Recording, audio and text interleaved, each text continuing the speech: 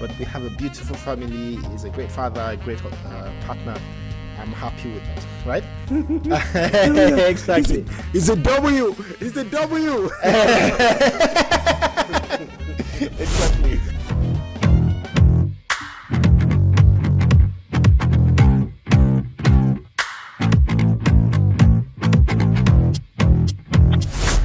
Hello. It's Ibra and Malik again on TikTok. Excited to be back for episode 29, and today we have a bunch of interesting topics. Actually, hopefully we can get this out quickly as we would like to. So we are going to be talking about some recent developments in the political space, and then we'll have other discussions around more secular topics, just to make it even more fun for our listeners today. So the first topic today, I want to jump right into it, Ibra, if that's okay with you. Sure. The first topic today is on Donald Trump's I mean, you sort of expect it at this point. It's again the Trump administration. The Trump administration, and today there are a few topics that I would like to discuss. The first one is Trump's move on the Department of Education. So basically Donald Trump wants to shut down the entire Department of Education, say similar to what they did with USAID, saying we don't want it anymore. It's just a waste of taxpayers' money, and it's not doing what we think, what we expect it to do. The idea from Trump's perspective is, let's give the power back to the states and the parents to decide what their children will learn, to decide the quality of education that they will be able to provide within the state, as opposed to having this huge amount of money spent by the federal government to support the state and the localities in being able to run the education system. There have been a lot of pushbacks, so he signed an executive order for this dismantling, but of course it's not final yet because it still needs the House to vote on this particular one before it can be implemented. So it's not as easy as the USAID one. What are your thoughts about this? I mean, I'm not really sure what changed or what is changing with this new with the dismantling that he's doing, because I feel like the current structure you mentioned that is going from the government or from the federal government to support like the states. I find it problematic the word that they also use, like the dismantling. Is it just because when you see like the headlines everywhere, it sounds like there won't be like Department of Education anymore? Is that what this is, or like it's just restructuring? Because dismantling is like just grounding it, right? Exactly. So what it means is that there won't be a Department of Education anymore. But I think where this might get confusing for me as well, as a non-American, when I heard dismantling Department of Education, I was thinking, so which government body will govern the affairs of education in the country? But the thing is that in the US it's structured differently. There's a federal body and there are state bodies. But I think it's actually the same as well in Nigeria, right? So you will have federal government, so the Federal Ministry of Education, but you also have the state commissions, right, and state ministries of education.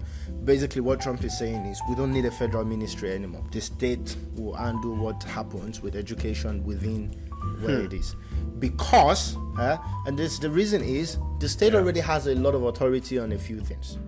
When you think about the system in Germany as well, the federal state, they have a lot of authority on particular things that they can do with education. So the influence of the federal government on the education system is not overwhelmingly strong.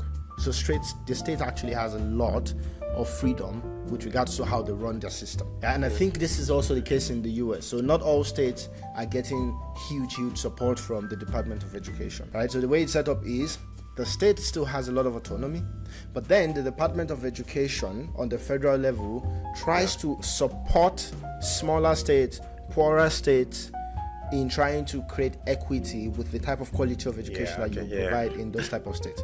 And they also dictate certain things on a more national level when it comes to curriculum and things that each state must implement within their curriculum. Yeah, from what I read, it's not changing anything about the curriculum, because that was what I was really interested in finding out, and I read a few things about that, and it's apparently not changed. Because for me, if there's anything they need to work on, I would definitely say the curriculum should be a big part of what the US should consider like working on when it comes to their education system. Yes. So I agree with you, and I read a bit about that, but I think the approach of the Trump's administration is a bit different, right? So they're not looking at it and saying, we as the federal government want to dictate, but they are looking at it and saying, we know that if there's no federal authority enforcing a particular thing within the curriculum, there are states that will make changes, and they want those states to make those changes. And I think some people, they have talked about certain things around gender diversity and LGBTQ plus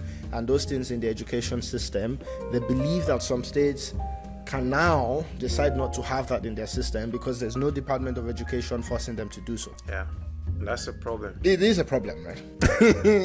So the thing is, it could be a problem, but the argument that they're also making is then we'll just let each state make their own decision on what they want to have within their curriculum, and the parents to have a little bit more authority. This is Donald Trump's claim. Whether this is how it will work in reality, it's up for question. Whether he will even be able to dismantle the Department of Education, it's still up for question, because there's been already a lot of senators or something like that have said, nah, this is never going to happen.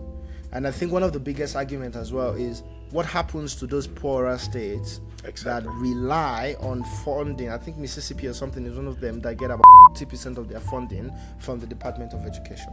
Yeah. What about the scholarships that the Department of Education run? Because it's a massive department, about something $1 billion per year in budget. That approach that Trump is going for is in accordance to their cost-cutting ideology, right? And I have my opinion on whether this makes sense from my own personal perspective, but I'm very curious to see what you think as well. I mean, I feel like you said it all in a way. I feel like for sure it will be impacting some low, like a lot of the low income or like the rural, maybe also even.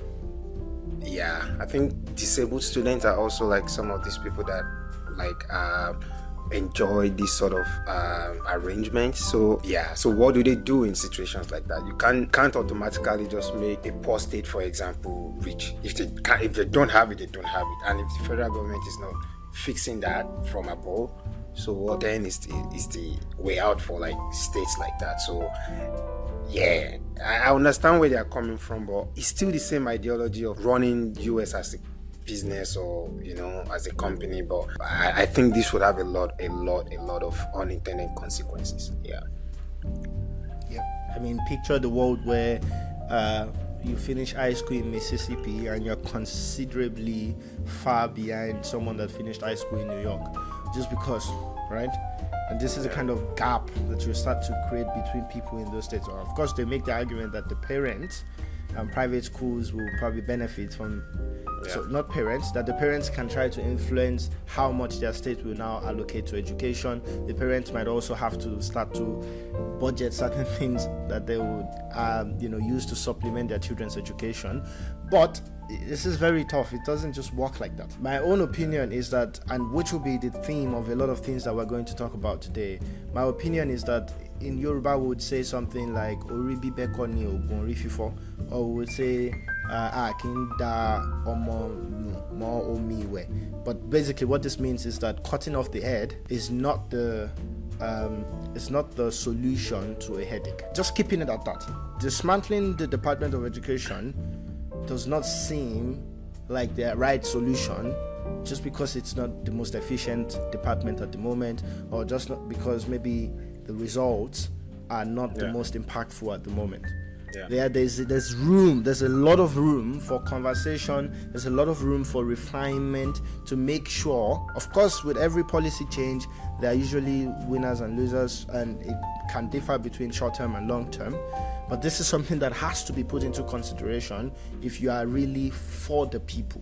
So some people have made the argument that what might actually happen is when that Department of Education is shut down, it might impact blue states a bit more than the red states. And maybe this is why someone like the Trump administration or Donald himself does not give a flying F. I mean, he's capable of that, definitely. And it begs the question, you are the president of the people, whether they have voted for you or not. You have to consider all angles.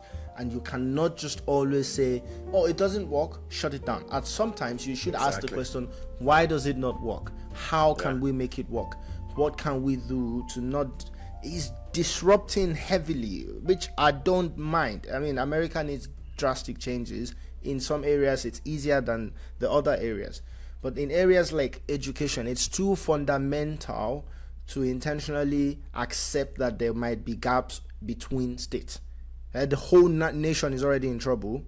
What if, after the dismantling of the Department of Education, even those states that are okay now, they don't make huge changes to expand? What you'll be having now is just that then the poorer states will just be worse and the national average will get worse as well. Simply because you don't want to spend the extra 20 billion or 30 billion. Maybe you don't need 80 billion a year. Yeah, I mean, I feel like if you are still thinking about this whole situation as a company or as a business, you would argue that maybe it will still work, because then at the end of the day, a lot of private investors will come in.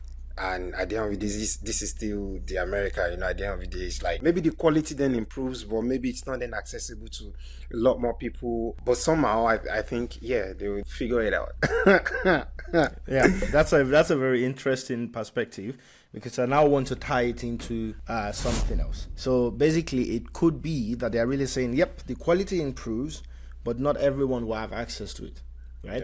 Yeah. And if you don't have access to it, we have created another option, an opportunity for you to still have a life, own a home, without having to go into this formal education process of high school, blah, blah, blah, and the rest.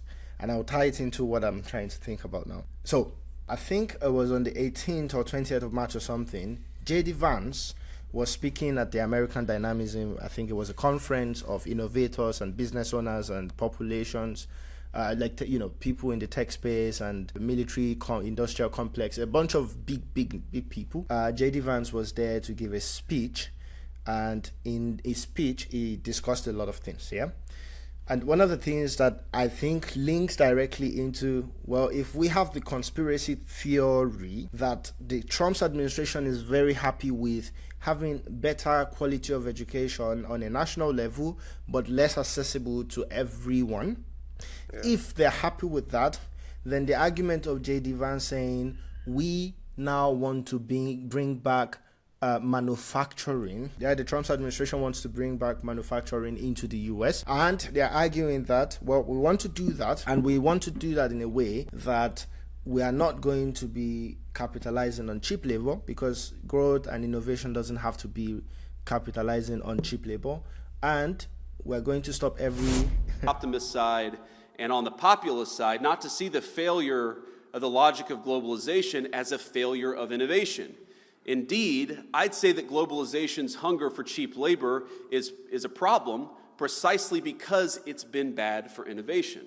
Both our working people, our populists, and our innovators gathered here today have the same enemy. It's important for them that the people that get those manufacturing jobs are Americans, not illegal immigrants. This is what that they will use. But J.D. Vance... So it's not even legal immigrants, because there are two, you could be legal immigrants or illegal. The reason I haven't said legal yet is because J.D. Vance said we have reduced, which is true, actually, if you look at the statistics now, because of the different approach of the border patrol, whatever, they now have considerably less illegal entry in the southern borders of the US. It's dropping 90% month on month, which is mental when you think about it. So basically, he said that in a speech that, look, we have that. That's improvement that this administration has brought. And for the first time in a long time, we also now have, keep in mind, the situation where people that were employed in the last few months, there were more of them that was born and bred in the US as opposed to migrants. He said in a year or so, it's like immigrants were getting more jobs. So not that they were getting more jobs, more. So when you look at everyone that was employed within a month, majority used to be immigrants in the past year. And for the first time in 1 year, now, in the last month or so, majority of the people that got jobs in the US were American born and bred. And this is why I did not say legal immigrant, because he made that point. Yeah. So this is a war between natives and immigrants. So regardless of almost. I don't think that's exactly how he means it. I'm only deducing from the point of exactly. He talks about, we have stopped access to cheap labor in two ways. Yeah. The first is you cannot. We won't support you if you would move your manufacturing to countries with cheaper labor. Indeed, I'd say that globalization's hunger for cheap labor is a problem precisely because it's been bad for innovation. Both our working people, our populace, and our innovators gathered here today have the same enemy. And the solution, I believe, is American innovation. And we also have stopped the opportunity for you to get access to local cheap labor. And I think you mentioned this as well, that when you go into restaurants and so recently, you see that you probably have more white Americans, in fact, as opposed to before. And that's something that that's important to at least the Trump administration. And when you tie that in, that those jobs that we normally make the argument that are Americans going to do them, the reason Americans won't want to do them is they probably had more access to education, blah, blah, blah. It was easier, right? Now, if you have a system that the education quality is super high, but less people have access to it, it would mean that the people that have access to education can take the limited white-collar jobs, the limited design and innovation jobs, and now you have a lot of people that just by the virtue of I couldn't get access to education anyways, those manufacturing jobs that they want to bring back, they get it. So this is a holistic view, actually. So every other thing has to work for this. Yeah, it makes sense. It might be, I mean, yeah, it's logically sound, right? But everything has to work. So the dismantling of education department, like the border control, security wise, so if one doesn't work, it fails. Exactly. And an incentive to bring manufacturing back, right? So all those things has to work. When I listen to J.D. Vance's speech, I have to give him props. I think that guy, he can speak. Yeah, like there's passion in how he speaks, and he's very articulate. Very easy to understand as well. Like he kept it simple, kept it real. And this is one thing that even whether anyone likes it or not, I'll always give the Trump administration props for this. They keep it simple. We all understand. They are either here or there. It's not this political speak. Yeah, and I have to give them props for that. Yeah, that you know clearly where they stand. They know exactly what they're saying. And in that light, as part of J.D. Vance's speech, he talked about globalization and the idea of this global village that we've always been talking about. But he said that in the last 40 years, the American government, they have been considered in the way they thought about globalization. Almost as if the idea of what globalization should do led to failures with regards to American innovation. The globalization that the Americans wanted in the past, and then this is the reason that I also like Trump administration. The realness also allows you to see that let's stop this story of kumbaya, we are friends, we are looking for you to succeed. Where everyone is playing a game where they're trying to maximize their own payoffs, right? Yeah. When America engages Britain, it's what they're doing. When Britain engages Nigeria, it's what they're doing. When Nigeria engages France, it's what they're doing. But this thing where countries try to pretend as if they really care about this greater global good, the Trump administration is showing us that was never the intention. They mask it all in speaking in some things that normal people won't understand. And these guys are just making it simple. Because it basically said, and I'm curious to hear what you think here. He basically said that the idea of globalization, this is how it has diminished American innovation. It has been a failure for American innovation.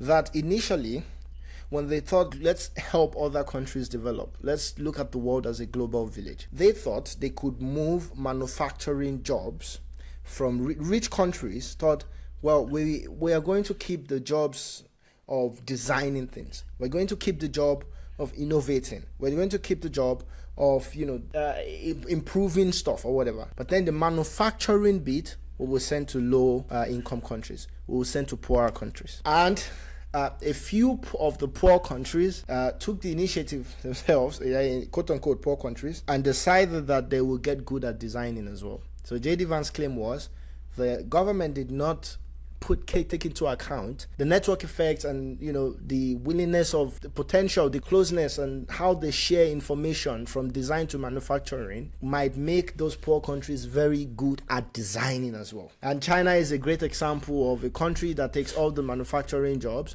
but they are also now very good at designing. And as a rival, it was indirectly saying, because of us trying to force on this globalization thing and having that false assumption of how globalization will work, we now have this huge rival that we are probably even behind at the moment. He didn't say it like this, but this is what I deduced from what he said. So basically saying America should cut that crap of, we did the design. iPhones designed in California, Cupertino, but produced in Shenzhen, China. Cut that crap.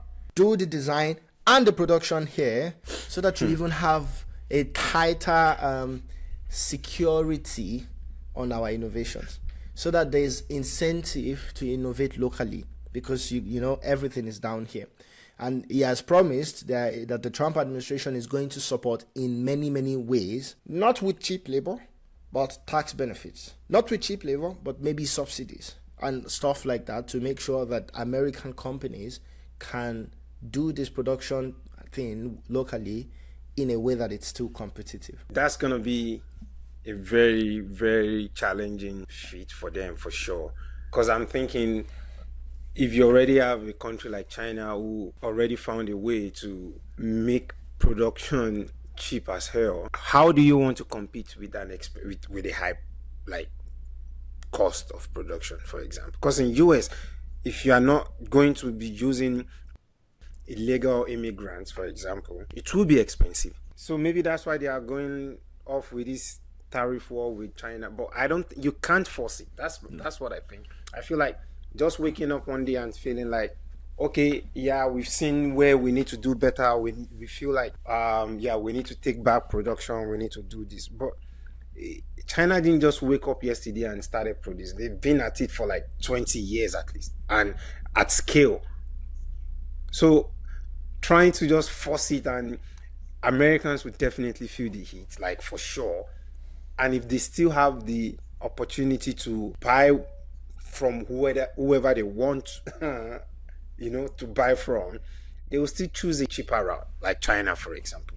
So either you cut off China completely, to be you know what, we don't need your products. Maybe that's what they are doing, like I said, with this tariff thing. But we'll see. But if they still have access here to buy things from where it's cheapest, they will always go for it. And no matter what they are planning, until it becomes cheap, people won't respond to it, because it's a matter of, okay, the same quality, cheaper price, or maybe even better quality, because they are also very good at design, like you said. So I think it's a great plan, but I'm not sure if forcing it is the way, because it seems like they want to force it. It should take time to build. So I agree with you that it's a great plan. I agree with you that it's going to take time to build. From what I'm seeing with JD's Vance speech, I think they know that it will take time as well. And it started making sense to me a little bit. So this is how it makes sense to me. When he talked about the globalization thing, and we are all aligned now that every country participating in the so-called global village is only trying to maximize the payoff of their own country. So if America says America first, the honest truth is Germany has always been Germany first. UK has always been UK first. Every country has always been my country first, right? So from that angle alone, it makes sense that America wants to do whatever they have to do to make America first. Yeah, so this I'm fine with. And it also shows somehow that everything that the Trump administration has been doing from day one, it's all linked somehow. Maybe the problem is that everything needs to work for even one of them to function. I don't know if this makes sense. The education thing is relying on all this innovation and production thing. This production thing is relying on the tariff, and they are all so connected that I'm not sure how they have prepared for what if something fails on one side. Because you can bring the manufacturing job back and everyone is overqualified because the education is not too expensive for the big populace and everyone has. How do you deal with that? Because when you think about it, Germany had that issue recently. 4 years ago or so, they needed train drivers. And they went to Africa, put out a visa for you can come here and become a train driver. because majority of Germans did not want to do U-Bahn and stuff. Yeah. And you know why? It's free to get a PhD. Up to a PhD, it's free, right? Of course, not everyone goes to that level, but people that don't usually go to at least the master's level are mainly usually immigrants, that there are other factors that impact whether they can go that far.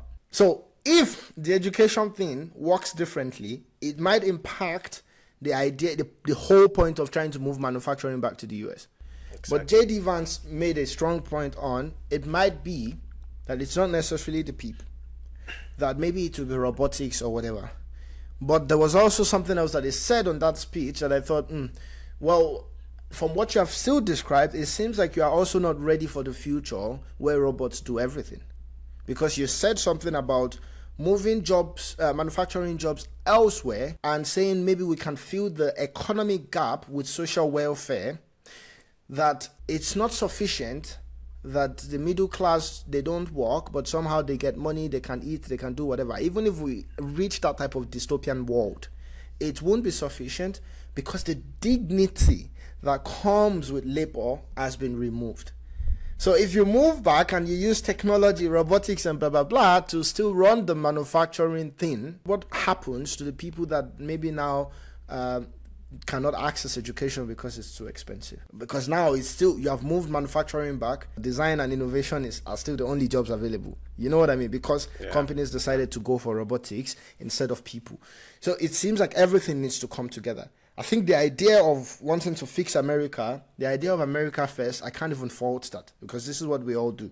And it makes sense that we now have an administration that says, I don't want to mix it all up in political speak anymore. This is the honest truth. This is how we have thought about it. But whether they can soft pedal to make sure that if one thing fails, everything doesn't crumble, find a plan that is not as disruptive, that's another question. It's another argument. And maybe they just have the strong conviction that there's nothing, and this is why they use executive orders and all that stuff as well. Like, there is absolutely no way that we won't make it work. Maybe they have that strong conviction. Because the immigration thing, they literally had Border Patrol working with the military, with the Department of Defense, like making it super strict.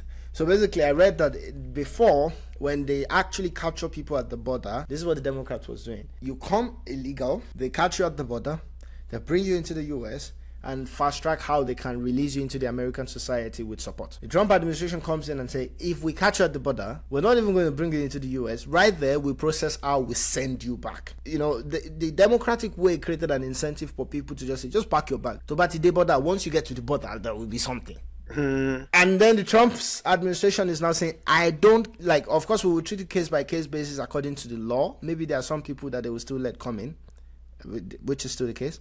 But they're saying majority of you guys, we're sending you back. In fact, we'll make it very fast. And from that perspective alone, it's not that illegal immigrants are not coming in because they are turning them away.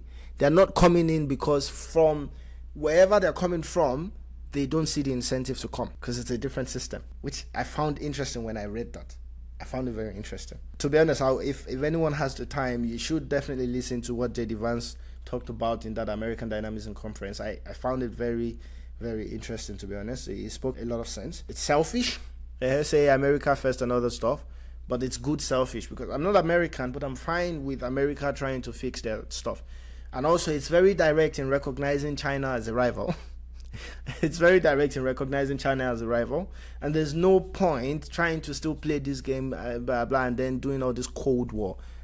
One of the things that I dislike the most in my life, Ibra, is what do we call it? Passive aggression. Passive aggressive. So let's cut out all this passive aggressiveness, because at the end, I'll still make the argument that even if the US is not sure how it will work, if you see that China is your rival, why should you continue to allow companies that you support to create jobs in China? And that's the premise that I'm coming from. The way J.D. Vance put it is that we are preparing for the future. Maybe we don't see it now, but maybe China or maybe another country that is competing with the US, when they finally get to the point where the US cannot even make this kind of move, because they can still make this move. This is why they're doing it now, even though it doesn't seem like it makes sense. But if it continues like that, maybe they get to the point where they cannot. And at that point, they have already lost. I mean, now they have lost, but it seems like they can still do something. And I'm not on one side or the other. I'm just saying every country should recognize the world for what it is, right? and play the game accordingly. You might make the argument that maybe it still makes sense for the American people to have these manufacturing jobs in China, because rather than create manufacturing jobs locally, it's probably better to be able to get cheaper products. Administration's great plan for staging the great American manufacturing comeback is simple. You're making interesting new things here in America? Great. Then we're going to cut your taxes, we're going to slash regulations, we're going to reduce the cost of energy so that you can build. Our goal is to incentivize investment in our own borders, in our own businesses, our own workers, and our own innovation. We don't want people seeking... And the preparation from the Trump's government is they're telling business owners, we're going to give you tax benefits on research and development. We're going to give you tax benefits on innovation. We're not going to let you have cheap labor because we cut off all the routes for that. We want you to continue to increase minimum wage and all that stuff. But which is a good thing as well. Because now that, for example, white people are working in these restaurants and stuff, I'm pretty sure very soon conversation about minimum wage in restaurant industry will start to become a thing. I don't think it will work. I feel like a very important aspect of making like production costs very, very low. Cheap labor is a huge part of it. Globally, China, Malaysia, Singapore, anywhere. And if you can't compete, the only thing is to block your competitors, right? Like then you don't buy made in China product, and that's the only way it will work in the US, for example.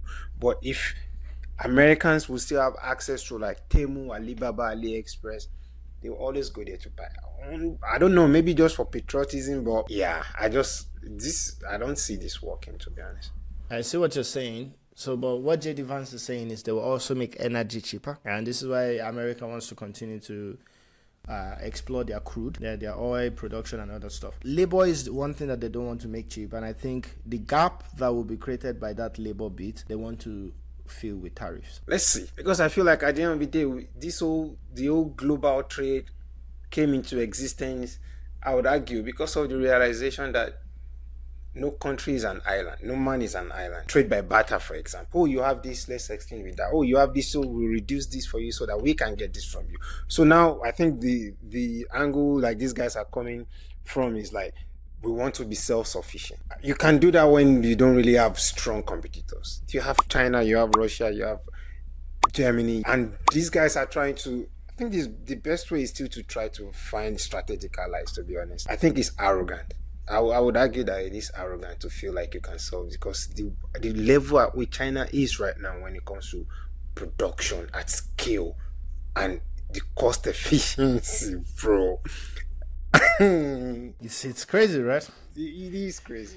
Honestly, I also don't know. I don't want to say I don't think it will work, but there are also many, many reasons why it probably won't work. One of them is what you have mentioned, that you still believe that this labor gap is too big to simply do it this way, and strategic alliance is probably the right way to go.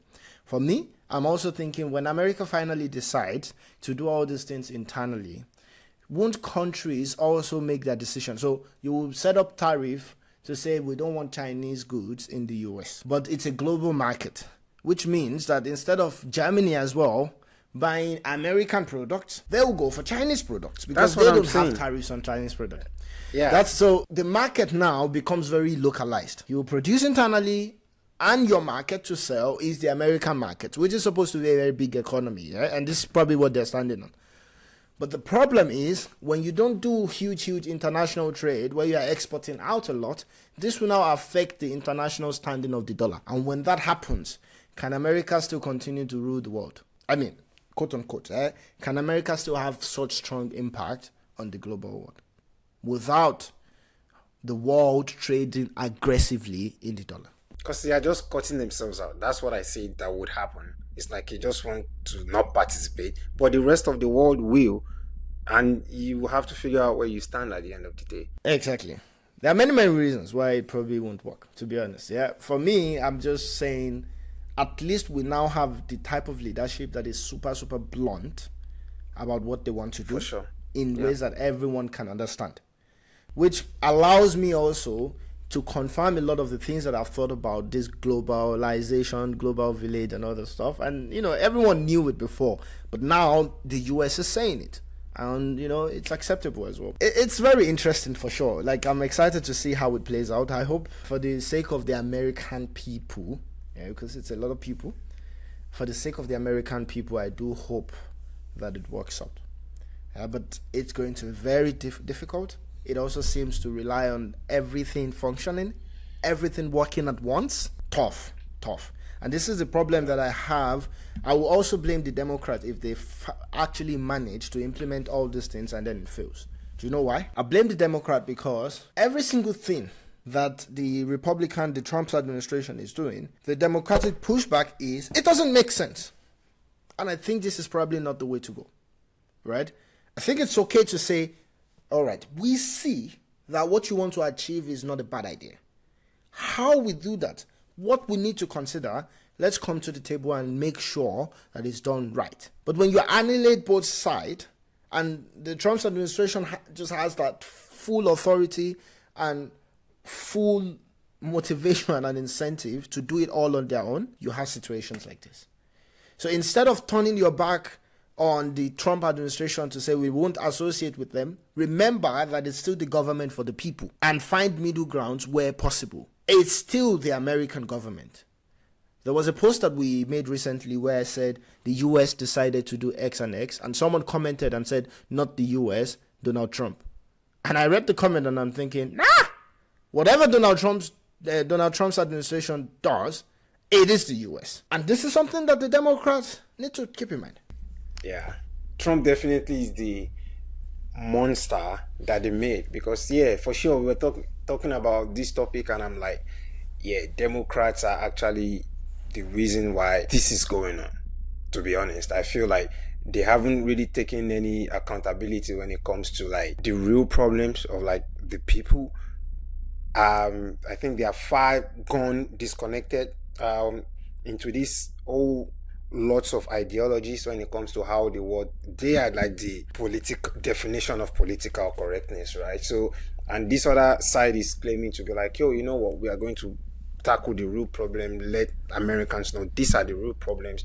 And credit to the Trump administration for at least trying to fix that. Whether it works is another question, but for sure, you are definitely right when you say like the Democrats are not. I don't know, like, there are like primary problems, there are secondary problems. I think Democrats are like really fixated on these secondary level things, right? That are not primary survival, like, and that's why they are Trump administration is probably trying to run it as a business, because they feel like we need to have a strong stand globally, financially, and if the US dollar should crash, that's like the end, right? So the financial part has to add up. You can't keep building a country on billions of debts, right? Like, this money has to sort of count for something, not just keep inflating things. And but Democrats, I think when you see, I don't know who their flag person is right now, but I think they are even still struggling with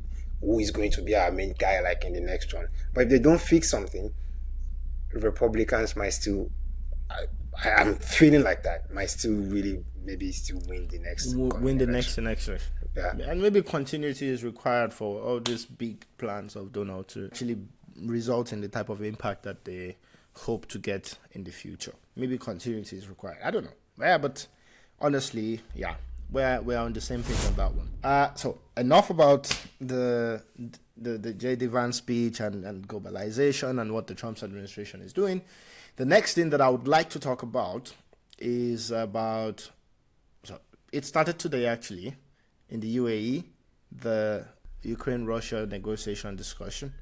It started today. We're super excited to hear what happens about on that one, because I really hope that what they find is a solution.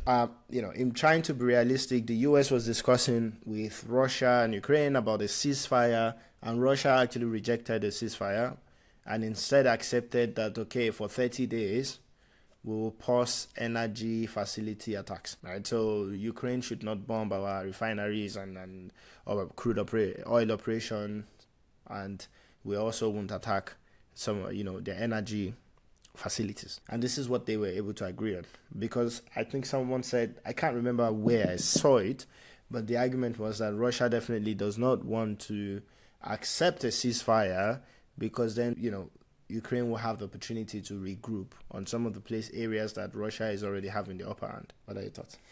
I mean, that definitely sounds more like it, because you wonder why.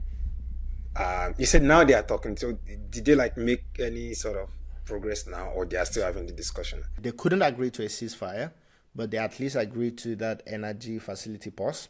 Yeah, attack on energy facility, so that pause. And the conversation on how do we fix the whole thing? How do we reach peace? It's starting today. Or it started today. So we don't know yet, what the outcome of the day one is, but hopefully by next week we can discuss. Yeah, I mean, I hope they come to a common ground, because I feel like this could also be Russia's strategy to sort of regroup, or to sort of re-strategize, to just be like, okay, they will meet today, but we've rested for a bit, then we'll just start firing down again or something. I don't know, but Russia did not accept to rest. Oh, that's cool. You said that's cool. No, because I feel like that means they are being honest. That's why I said that's cool. They are not trying to be, because it could have been, oh yeah, let's do this whole fake love to each other, then they come back with a bang. Exactly. Man. That would have been that's what I saw as well. When this honesty thing was what I thought as well. They are not saying, oh, we're about to start to discuss potential for peace, and then saying, oh, then we'll pause everything. No. We keep we keep going, and then we'll find solution. We will take that solution, but otherwise, just know that this is our current position. The reason I even raised this topic is because I want us to keep in mind that everything is about an analysis. It's always a game theory play. It's an analysis of incentives and payoffs. The only reason that Russia agreed to the pause on energy facilities is because now Russia has at least 30 days to still make more money on their petroleum products. Yeah. Because now they can drill more, get more quickly, make some money to continue to fund whatever it is that they're doing. Which is interesting. When they agree to this energy strike now, who gains from that? Because it sounds more like Russia. I don't know if Ukraine is exporting any energy product. Maybe for internal use also. Say even though we are at war, let's just keep at least our citizens able to still have power and electricity and whatever. And I now that you said that, I'm another angle to that would be when they go on a full pause on the ceasefire. I think another angle to look at that is the optics of that, right? I feel like they might come out to be even, they've already been painted as the villain, right? As even a bigger villain, a monstrous villain. Now saying no, I think the media might try to frame it as, oh, they sort of agreed on something to then all of a sudden Russia started it. So maybe they don't want that publicity. It's no, we are just going as it is. Don't try to be oh, they paused, and in 3 weeks, 4 weeks, mainstream media is going at it and Russia just bombed. But we had an agreement of 4 weeks or whatever. It's let's not have that. That could also be the angle, because I think Vladimir has said one time that he would never be able to win or fight the US when it comes to media in general. So he'd rather not put himself in that position. I really hope that the talks that commence today will yield peace for Ukraine. Yeah, and that we can stop this whole thing. Okay, so that marked the end of political conversations for today's episode, and we're going to something a little bit more secular. Yeah, so this is supposed to be exciting and fun because Ibra, I'm really looking forward to your thoughts on some of this. It's somewhat agree or disagree, but with a bit of filler. Yeah, you give us your reason for whatever response you give. Yeah. And then once we have your own response, I'll then give mine as well. We have 5 very, very solid, interesting bits here. Yeah. So let's see how we keep this going. Number 1. Are you ready? I'm ready. On the first date is a red flag. Agree or disagree? Ooh.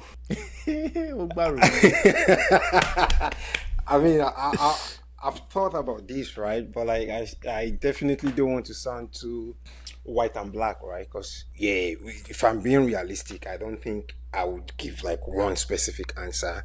I feel like it could for sure, definitely be a red flag for me because it could be like, what's it called now? It could indicate impulsivity or like 3 or 4ism, right? Like in the sense of 3 or 4ism. That's another one. you know, Okay. that's interesting, right? Like, yeah, because I feel like if I'm just saying, oh yes, it's a red flag, I don't think every situation is the same. I feel like different date means different interaction and different person and personality, different variables. So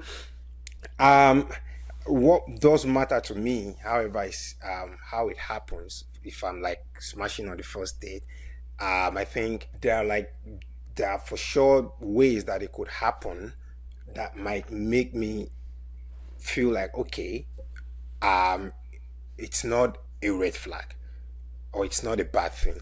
I don't really have any sort of practical thing in my head, scenario in my head right now, but I do know for sure that there are ways that it could happen that if it's very organic and sort of not cheap and romantic in a way that maybe not even expected.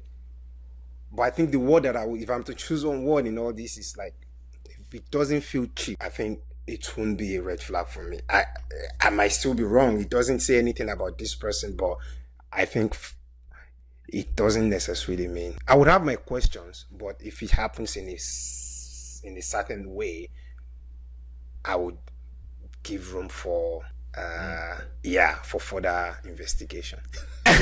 Further investigation. But basically, now before I even give my own response,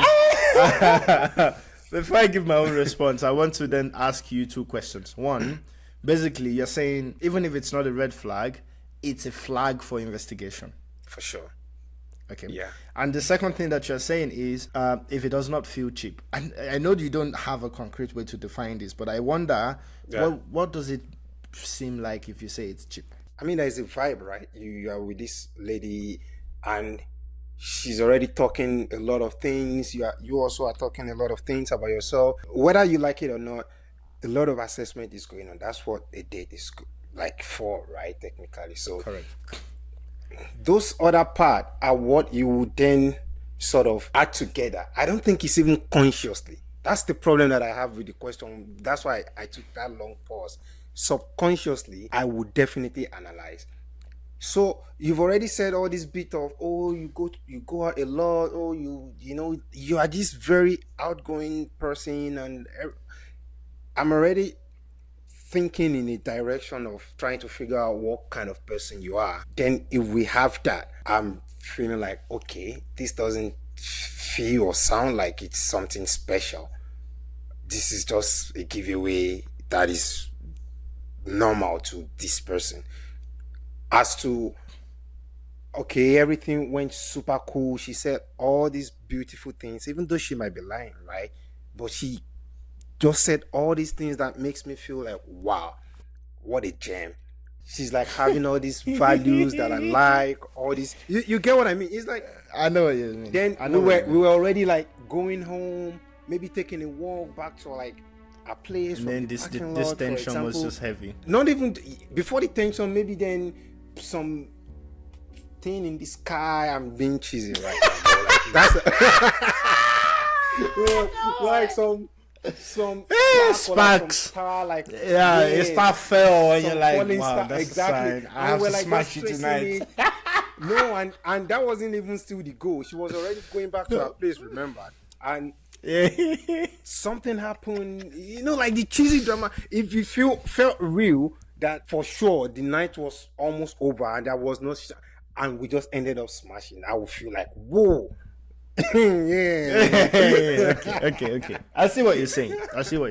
This particular segment that we're running now, like, it would be very personal perspective kind of responses, because it's just the way we think about it. I don't think my answer is different from yours, but it's actually different when we say it. The reason I don't think it's different from yours is because I know you and I sort of maybe understand where you're going with if it feels cheap, if it doesn't feel cheap, and something like this. But my answer is, if I want to keep it simple, on the first date is a red flag, I would say I disagree. My reasoning is, when you explained why it might be a flag for you, it's the other things. It's not the sex. It's the other things that even if you didn't have sex that evening, you would still investigate. The sex is just what it is. Okay, yeah. I see what you mean. So when I abstract from, forget the other things, sex on the first date, for me, is absolutely not a red flag. In fact, for me, it's probably more a green flag of, I want to be with someone that is super attracted to me. I want to be with someone that likes me without having to show different things or doing different stuff. Right? Which means that for me, from the innocent perspective of, if a girl gives it away, even the 304s still want to give it away to someone that they respect a bit, or someone that they appreciate something about them, someone that can grab them somehow, like grabs their mental or grabs their spiritual self somehow, right? And if I get that opportunity to be that person on the first date, it's more a green flag for me than a red flag. To say, at least this girl, for whatever it's worth, for whatever the kind of woman she is, I get to get the cookie. And it had nothing to do with me climbing mountains and running across valleys. My explanation wasn't to climb mountains. That wasn't. Well, I meant like cheap or not cheap. But for sure, you are definitely right. I think it has nothing to do with that, because I will still do that whether I'm smashing that night or not. Yeah, for sure. Yeah, because you said it's then the cheap or not cheap will be defined based on the conversations and some things and stuff. But the thing is that if the sex never happened, whatever would have defined it as cheap would have defined it as cheap without sex, and you would still investigate anyways. So for me, that sexual part alone, I would just take it as, this person feels me, and I'm happy that this person feels me. Full stop. Now, sex on the first date, I mean, we agree that it's a green flag. And I want to add an extra layer that I would even question, right? If I see in the person that she wants it, she's telling me, look, I think you're so handsome. I'm so attracted to you. And she holds herself back on just the rule of, I don't want it to happen on the first date. I would say that's more a red flag to me than the other one. Yeah, for sure. Same for me. I think the only reason you don't have sex on the first date should only be because you don't feel like it on that first date, or there are circumstances, or there are whatever reasons you traveled for the date. There are many things that could facilitate that it doesn't happen, but if you felt like doing it and can happen, just go ahead with it. That's the cheap or not cheap part. It doesn't have to be as cheesy as I said, but it's the chemistry thing that you just said. Like, it could happen that you are not feeling it, she's probably not feeling it, but you might still get it. Just for whatever reason, 3 or 4 reasons, like I said. So that that one is a very different. But it won't be the that gives me the red flag there. It would still just simply be because, come on, we were not feeling it. Yeah. And I would just be like, that it was all just bleh, and it wouldn't be that the sex was the red flag. The red flag was already there. And I've spoken to a few ladies here and there about this as well, and they would be like over the course of the year, by the way, they would be like, well, they don't want to give it away so that they don't seem cheap, and some of them will say you at least wait for XXX amount of date, because that way if a guy truly likes you, or that way if a guy is really there for you. I'm still gonna leave anyways. I think hoarding the sex is what makes it about sex. Yeah, I would recommend to every lady here that, look, of course, don't just go around sleeping with everyone. That's the point that Abraham was making. Every lady, because not every man can also. Don't go exactly. You won't feel that spark with everyone. Circumstance will make it happen with everyone. Yeah, you might have a date where you take a drive to the lake and then you have guests at home. It's not that you now force it to happen in public or in a car or whatever. Make it make sense. Yeah, just because you're horny. Yeah. Exactly, but do not think that if you hoard sex, it allows you to be able to judge whether the guy likes you or not. Because if sex is out of the way and it still treats you right, it still engages with you correctly, in fact, that's a better metric to assess whether it actually just likes to spend time with you, as opposed to it wants sex. Look, when you hoard sex, it would take anything you give until it gets that sex. Nah, and when it gets that sex, now that you mentioned this, I feel like there is another very important angle that we have to look at this from now. Okay. So, okay. You said if they are both feeling it, right, they should go for it. And I sort of agree. Because I'm also up for, like, if you hoard sex, I'm out. But let's look at it from this angle then. Even though the sex worked, even though the attraction is there, even though every other thing is there, you might still end up not being in a relationship. Totally. Then going back to my 304 reason, do you know what that then means in terms of body count? When body count matter to you? This was a solid argument. This was a solid argument, that body count, and I've heard that as well. And my response to that is simply, from, let's say you go 100% dates, and this is a problem. Too many first dates in the world that we live in today. That I would see as a red flag. Too many first dates that then leads to you having too many people that you have that spark with, and then increasing your body count. That's the red flag. It's still not the sex. You go on the first date, give it a bit of time. You don't feel the spark on the first date, but maybe there's still an opportunity. Maybe, don't go on too many first dates. That's my response to that one. And if you don't go on too many first dates, it then means that 100% of the dates that you go for won't lead to the spark. And the ones that lead to the spark, a percentage of them, the circumstance will not allow. Maybe you went on the date because even when you had guests at home, you went on the date because you have another appointment that you still had to run to. Which, you still have another appointment to run to. So when you factor in that, all right, not too many first dates, because you actually try to make it work with people that you go on dates with, and then you only pop out if it's not making sense. That's one.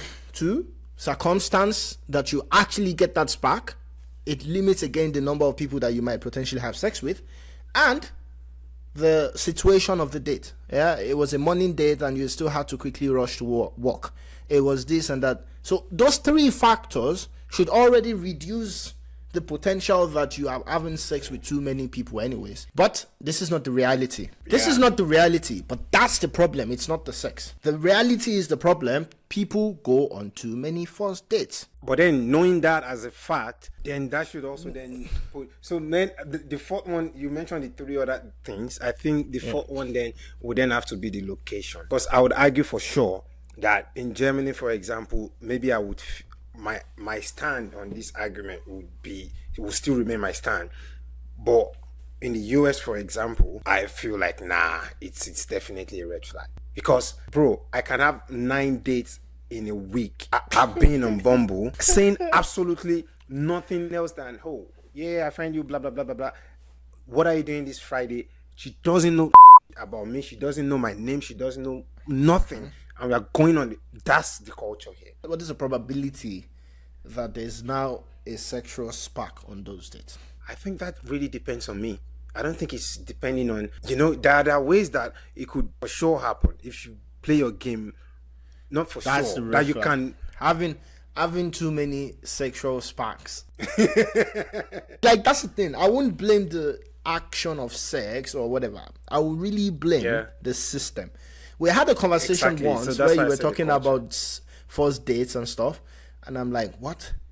Are you not even going to rest to see that, I went on that first date, you have not even done the second date, you have already gone on 10 other first dates. How are you giving yourself the chance, the opportunity to actually build anything with anyone? Remember we had that conversation where you were like, this is the thing. Unfortunately, everyone has arrived at an equilibrium where you don't wait to see how it goes before you already find the next 10 first dates or potential replacement for if it doesn't But this go is well. not from the man. This is what many women do. And that's the problem. And that's what led to that equilibrium. Yeah, exactly. Then I'm saying that woman is already a problem. Whether she's having or not, I find that problematic. That is a red flag. Whether she's having or not, I wouldn't care if she says, but I owed it until the third date. I don't care. Every other thing still stands. Yeah, that's why I say, I still remain on my side of the argument. But now knowing for a fact that this is also a reality. This is a very solid factor to put it into the issue. Then I think it makes it quite difficult to then for sure say, because then you're talking a lot of women. So a lot of women are doing that. Let's say they now decide to order. When is the right time? And what is the point? I'm not saying hoarding. Like they decide not to do it on the first date. So when is then the right time and what is the point? I don't get the question. Like, so we factor in the consideration that they will have many first dates. And for me, as I said, it's not the sex. The problem will be that if you now have that many first dates and you're having that spark with every single one of them. But let's say now they have the spark and they decide not to have the what is the point? And when would then be the right time to say, now I've gone on enough dates with this person, they can have the cookie? Yeah, that's the stand. So now the problem is both sides still stands, right? And the only thing is you just check out. So I'm not then going to say, oh yeah, you still have to hold it, because that's still not going to work. But then if you still act the other way, I'm still going to find it sort of problem, because now I'm just thinking now down the line 3 months we're in a real relationship and it keeps popping up in my head that yes, Russian first date. Yeah, and maybe this is the interesting part for me, that for me I have experienced that women that I got intimate with very early, I respect so much, it's unbelievable. And maybe I'm just naive to the point that I think when a woman allows herself to be that way with you so early, without you having done, as I said, climbed mountains and run around valleys, it just shows that they like you that much. That's how I interpret it. And for me, I will always appreciate that's that. how I see it. Exactly. So for me, when it pops up in my head, like I smashed her on the first date, I would just think, wow, I like her even more. Because she I don't know, allowed herself. Yeah, because I would say she allowed herself to feel with me. She allowed herself to just be there. You know, my idea is just that for me, I would just think she allowed herself to feel. She allowed herself to be present with me. She allowed herself to just be there in the moment with me. Has it actually happened to you? Yes, it has happened to me. I just have not been in a relationship with someone that I smashed on the first. So that's why I can't really give a concrete. I feel like there would be that part in my head that might worry about that. On the first date, intimacy on the first meeting or something has happened to me. I haven't been in a relationship with these people. That's what hasn't happened to me too. Yeah. But it was never because that happened. Like, in fact, the reasons that I even thought, there were more the ones that I thought, I wish it had worked as well. You know, like there were more the ones that I thought that person, because I'd then been in relationship with people that it was so much force and horse on this thing, and it was just clear that it wasn't, like for me at least, it wasn't the right approach. The most interesting relationship that I've been in, we had pretty quickly as well. I think the second time we met, or the second date, we had and for me, at least the relationship that we've had quicker worked better than the ones that we didn't. For me, I think my final decision would be that it's a red flag. Now that I'm really putting myself in that scenario, second date would be nice. I think first date would stress me. But what's the difference between first and second date? Think about the first date that you start the day. It was a park, and you guys are having such a great time. And she's like, "Look, I don't have anything left for today, anyways. Let's do another thing." Then you grab lunch. Then you're in the house, and it happens. Or you go out for dinner. And instead of going home immediately, I'm happy. I'm enjoying myself. That would be my exceptions. But that's how it works. If you are missing the point of the spark. That's how it works. Sex on the first date without the spark is not even memorable, anyways. But then you still agree that does happen, right? The sex on the first date without the spark. Yeah, it hasn't happened. Still happens a lot. It hasn't happened to me. The sex on the first date for me, it has happened with even walking the street holding hands already, and in my head the excitement is, I'm just getting to know her. I just knew her. No. It can be a one-sided spark, is what I mean. For sure, I might have this spark. What she's just sparkling up and down. This is the worry. And that's what I said. That would be the red flag. But you will never be able to tell because she's packed with you. And this is the reason I'm making this ground and I'm standing on it so strong. It's a very, very interesting conversation, because some men tend to make judgment on things that they don't know. She's packed with me must mean she's packing with everyone. And I've had a friend tell me that she likes to release the fountain when she's having sex, but she was in a relationship of a few years where she had to not get into so much that the fountain comes out, because she knows that the guy will make judgment of her if that happens. No, I wouldn't judge that. For me, it's just, I feel like... But the thing is that some men tend to do so. My point is simply, if you have on the first date with someone, it does not mean they have on the first date with every other person, and you need to be able to. I think then I'm going back to my first answer. So it's it can be. But you need to be able to. Yeah, it's like put yourself in that position. There's no right or wrong here. I think, as I said, it's going to be personal perspective. But I wanted us to have a bit of a back and forth on it as well, because it's complicated. Yeah, it's complicated, and that's why I didn't move on quickly. It's complicated. It is complicated, and it would be nice to also get the opinion on women on this, right? At least the strongest opinion that I've heard from women is, I don't want to seem cheap. I want to know if he really likes me. And for me, just from logic perspective, I don't think it answers not having sex on the first date. The issue then also is that I'm very sure, I mean, we are both guys, right? I'm very sure a lot of men, this does matter to them. So holding it, I feel like a lot of girls will definitely tell you that it does work, because men do judge, and if you hold it, you are probably on the safer side than giving it away on the first date, for if you are generalizing now. So I would argue that maybe that's why they do it. Yeah. So they do it because they believe that that's how they know that a man really wants them. Yeah, so you can make the argument that I won't be myself, because I might get not even judge them, but exactly, but because I might get judgment. But I'm thinking, why do you want to make it work with a guy like that anyways? That you can't be yourself? You liked him, you sparked with him, and you are... because of a lot of things. Social norms, like the culture, like all these other things are... This is supposed to be your future partner. And this is the honesty thing that we talked about when we talked about the political one as well. This is supposed to be your future partner. But a lot of other things come... we men, we judge. That's what... If you're going on a date, you are scanning, you are screening... I'm with you. Men judge. And that's the problem. Women judge. But part of finding the person that works for you is making sure that they have enough information to make the judgment to decide if they want to keep it pushing with you.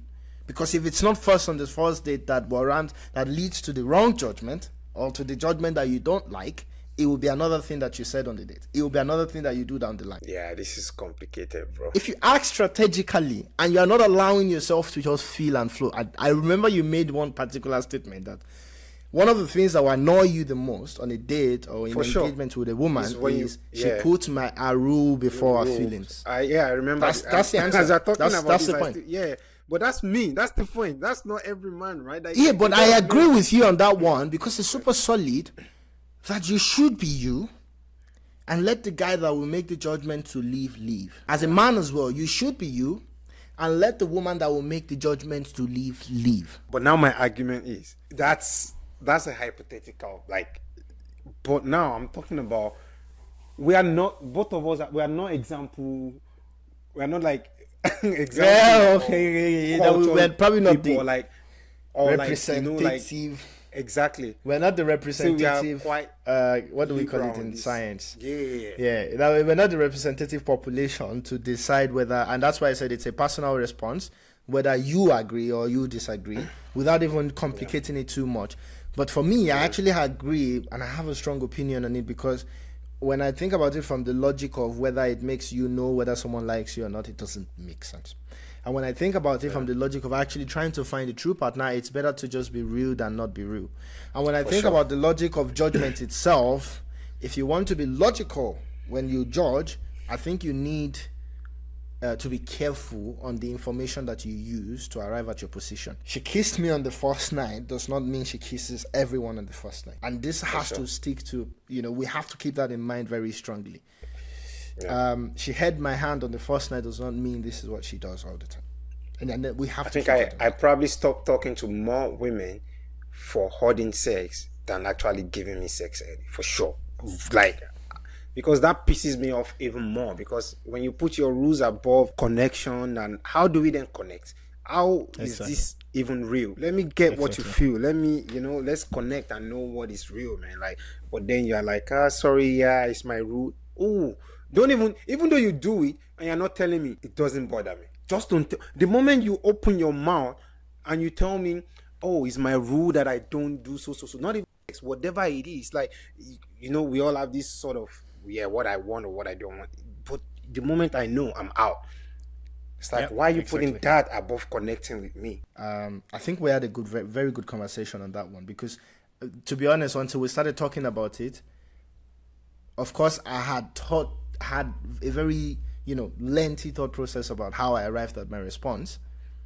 But I had not thought about it outside the personal perspective to say, what if you want to give a general advice to the public, what would you go for? Of course, my point I sort of made strongly, and I would say that would be the advice that I would give, because I really believe in what I've said.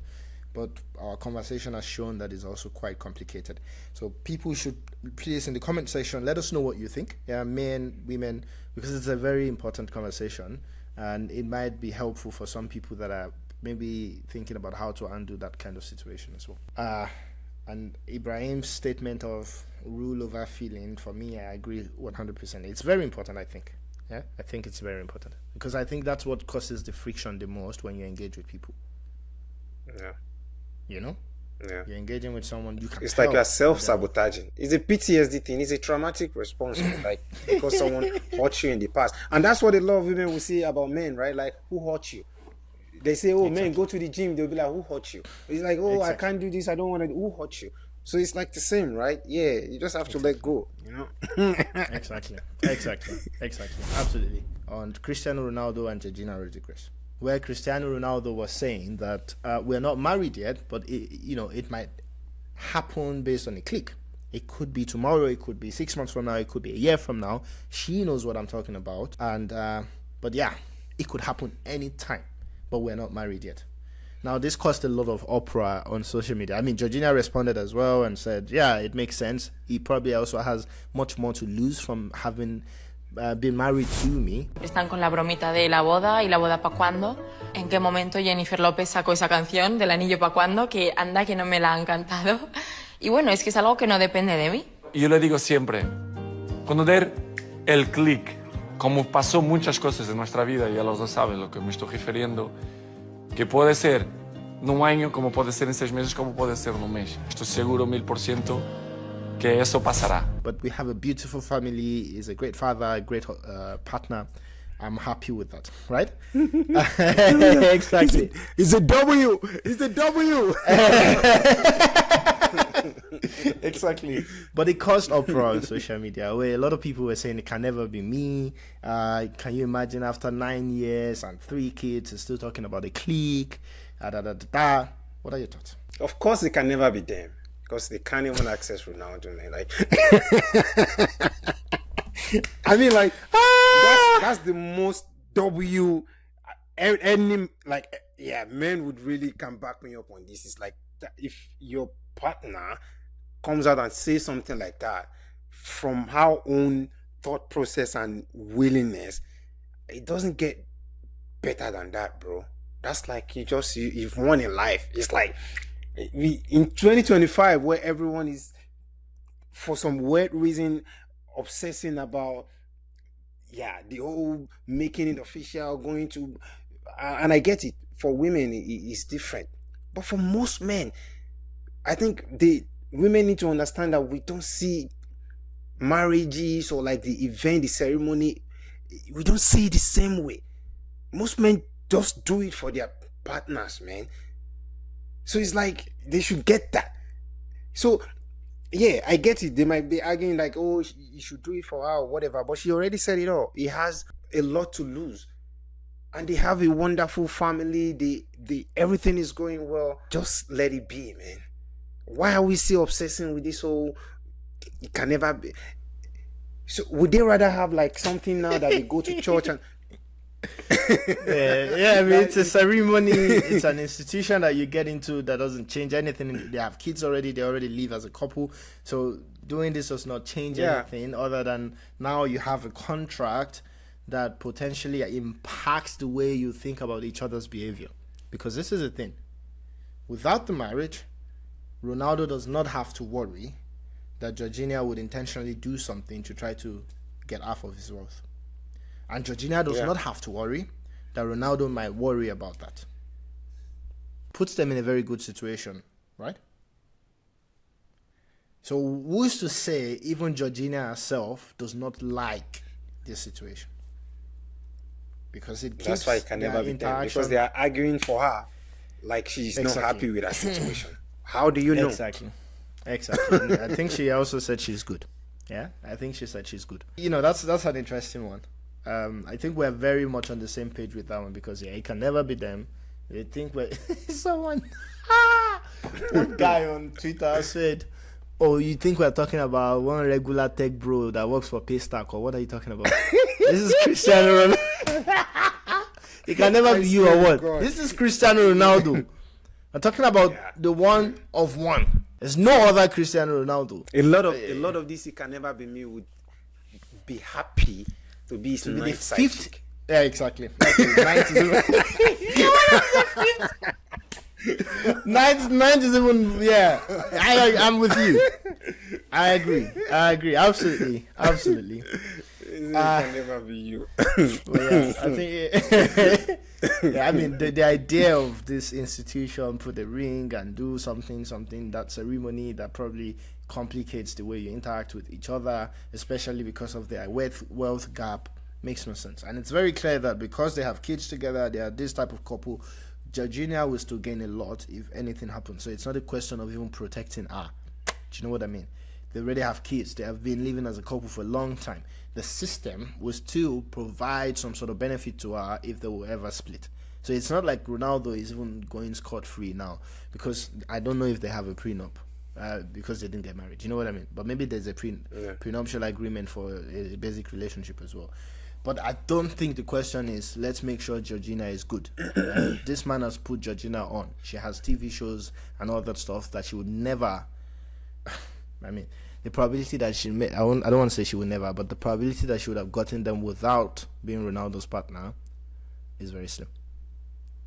I mean, she'll be all right, but she's not just probably at this level, man. Because I mean, she used to be a sales girl before the billionaire met her. I mean, probably another person. Like, I mean, she's very hot, you know. Like, so another wealthy guy would have popped in. Yeah, but I don't think she was also this hot before the billionaire popped her. Because I think she has done a bit of stuff. Yeah, she has done a bit of stuff with the most expensive doctors in the world. But she's hot. Cristiano, my bachelor. See you. Yeah. Talking about the institution before, because we can still, by extension, we can still really relate this to the last topic of like the rules before what I'm getting. So you are saying you see they both came out to tell us we are happily in a relationship. It can't get better than this. Why? What is there?